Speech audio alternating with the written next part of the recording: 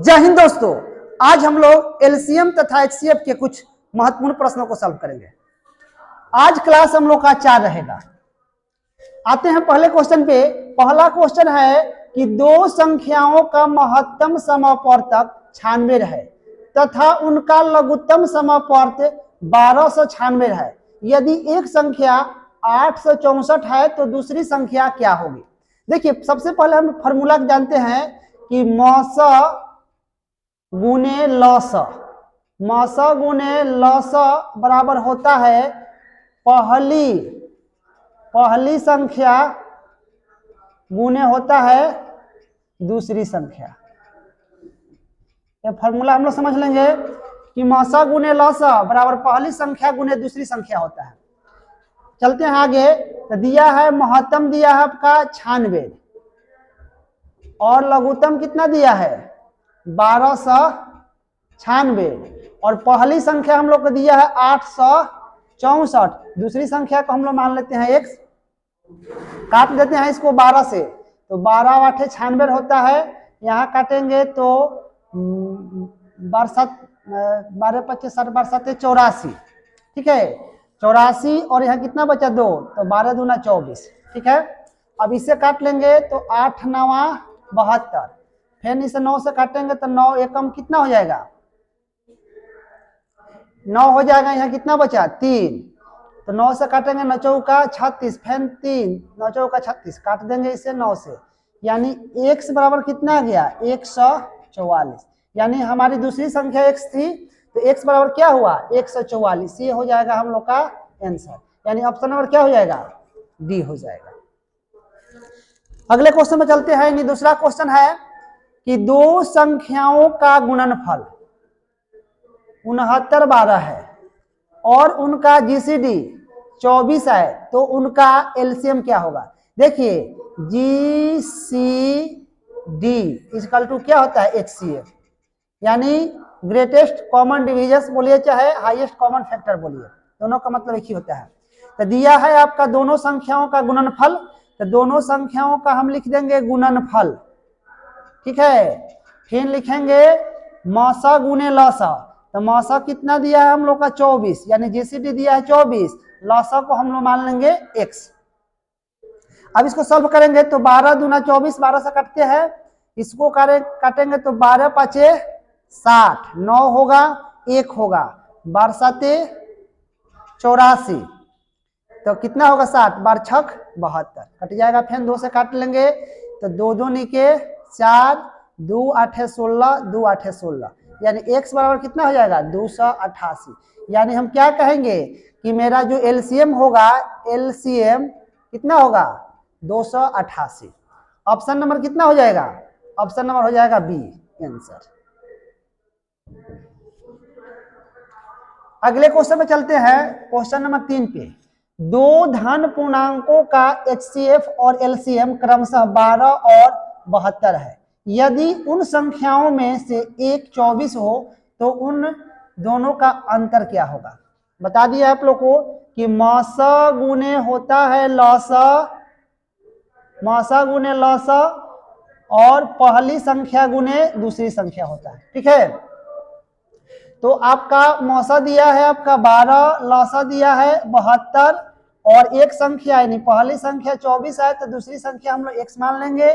12 दूना कितना हो जाएगा 24, 36 दूना हो जाएगा 72, यानी x बराबर कितना 72, यानी दूसरी संख्या हो गया 72 और पहली संख्या मेरी कितनी है, पहली संख्या थी 24, अब सॉरी यहाँ दूसरी संख्या 36 ना है, 36 आया है यहाँ पे, यानी दूसरी संख्या 36 और पहली संख्या 24, ये दोनों का अंतर बोल रहा है। तो अंतर कर लेंगे, 36 में से 24 घट जाएगा तो कितना हो जाएगा 12 हो जाएगा। ये हम लोग का क्या हो जाएगा आंसर हो जाएगा। ऑप्शन नंबर क्या हो जाएगा ए हो जाएगा। अगले क्वेश्चन में चलते हैं हम लोग, क्वेश्चन नंबर 4 पे। दो संख्याओं का लौसा उनके मौसा का 20 गुना है। लौसा और मौसा का योग 25 20 है। यदि उनमें से एक संख्या 480 हो तो दूसरी संख्या क्या होगी? ठीक है, तो देखिए यह दिया है लौसा उनके मौसा का 20 गुना है तो हम यहाँ मान लेंगे मौसा, मौसा मान लेंगे x, तो लौसा क्या हो जाएगा 20x हो जाएगा। अकॉर्डिंग टू क्वेश्चन कह रहा है कि लौसा और मौसा का योग कितना है 25-20 है, तो आपका लौसा प्लस मौसा इजकल टू कितना 25-20 कितना हो जाएगा 21x हो जाएगा 25-20 काट लेंगे 70 का 21, यहाँ चलेंगे 70 का 21 हो जाएगा और कितना बचा 4 7 छक 42 काट देंगे, फिर 3 से काट देंगे तो 120 हो जाएगा, यानी x बराबर कितना हुआ 120 हुआ। तो x मेरा क्या है, x है आपका मौसा, ठीक है, और लौसा कितना हो जाएगा, लौसा मेरा क्या है 20x है, तो 20 गुने 120, ठीक है। अब कह रहा है कि यदि उनमें से एक संख्या 480 है तो दूसरी संख्या क्या होगी, तो मान लीजिए कि एक संख्या कितना है 480, दूसरी संख्या को x मान लेंगे। अब हम चलेंगे मौसा गुने लौसा, तो मौसा 120, लौसा क्या है 20 गुने 120। अब काट लेंगे यहाँ बरचौक 48 होता है, अब ये 4 हो जाएगा। अब फिर इससे इसको काट लेंगे 4 पचे 20, यानी x बराबर 12 पचे 60 600 हो जाएगा, यानी हमारी दूसरी संख्या क्या हो जाएगी 600 हो जाएगी। ऑप्शन नंबर क्या हो जाएगा डी हो जाएगा। क्वेश्चन नंबर 5 पे चलते हैं। दो दी गई संख्याओं का लघुत्तम समापवर्त उन संख्याओं के महत्तम समापवर्त का 6 गुना है, तदनुसार यदि दोनों में से छोटी संख्या 6 हो तो दूसरी संख्या क्या होगी, ठीक है। अब इसमें हम लोग मौसा को हम लोग क्या मान लेंगे x, तो लौसा क्या हो जाएगा 6x हो जाएगा। पहली संख्या दिया है यानी 6 दिया है, तो दूसरी संख्या हम लोग को मालूम करना है। देखिए तो यही ना हम लोग को होता है मौसा गुने लौसा, पहली संख्या और दूसरी संख्या को हम लोग मान लेंगे y, तो काट देंगे तो क्या हो जाएगा x² बराबर y, ये हम लोग का रिलेशन हो गया। अब देखिए हम अकॉर्डिंग टू ऑप्शन चलते हैं। अगर हम यहाँ HCF को अगर हम x मानते हैं तो LCM मेरा कितना हो जाएगा, LCM 6x हो जाएगा। सॉरी, यहाँ हम लोग HCF को अगर हम 3 मानते हैं तो LCM कितना हो जाएगा 18 हो जाएगा, ठीक है। तो अब इसको हम देख लेंगे हम लोग 3 गुने 18 और एक संख्या 6 दिया है और y दूसरी संख्या मान लेंगे तो 36 क्या हुआ 18, यानी कितना हुआ 9 बराबर y, ठीक है, 9 बराबर y हुआ। अब एक बात समझेंगे कि यही ना हम लोग का रिलेशन यहाँ आया है, x² बराबर y, तो x² बराबर यहाँ 9 लिखेंगे तो x बराबर कितना 3, तो एलसीएम कितना माने हम लोग है, सॉरी HCF थी x माने है तो आगे कि नहीं 3, इसलिए हम लोग ऐसे ऑप्शन बाई ऑप्शन बनाएंगे, यानी हम लोग का आंसर कितना हो जाएगा 9 हो जाएगा। ऑप्शन नंबर क्या हो जाएगा ए हो जाएगा। क्वेश्चन नंबर 6 पे चलते हैं।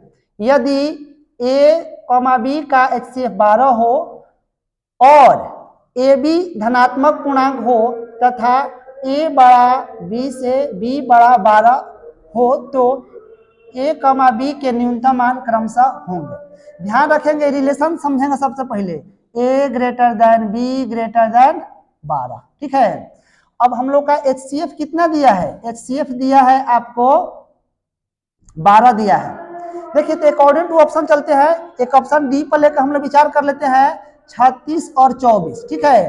तो 36 24 का अगर हम HCF निकालें तो कितना आ जाएगा 12 आ जाएगा, ठीक है। और उसके बाद देखना है कि ए है बी है, रिलेशन बैठे जा रहा है कि ए है बड़ा फिर ये बी से और बी बड़ा है 12 से, तो ऑप्शन नंबर क्या मेरा हो जाएगा डी। बाकी ध्यान रखेंगे कि ए है बी है, तो बैठ रहा है नहीं बैठ रहा है बैठ रहा है, लेकिन ध्यान रखना है कि जो है बी है वो HCF से बड़ा होना चाहिए, तो बराबर है तो ये भी नहीं होगा, ये भी नहीं होगा क्योंकि ए छोटा है इसमें बी बड़ा है, इसलिए ऑप्शन नंबर क्या होगा डी आंसर होगा। Thank you, that's all.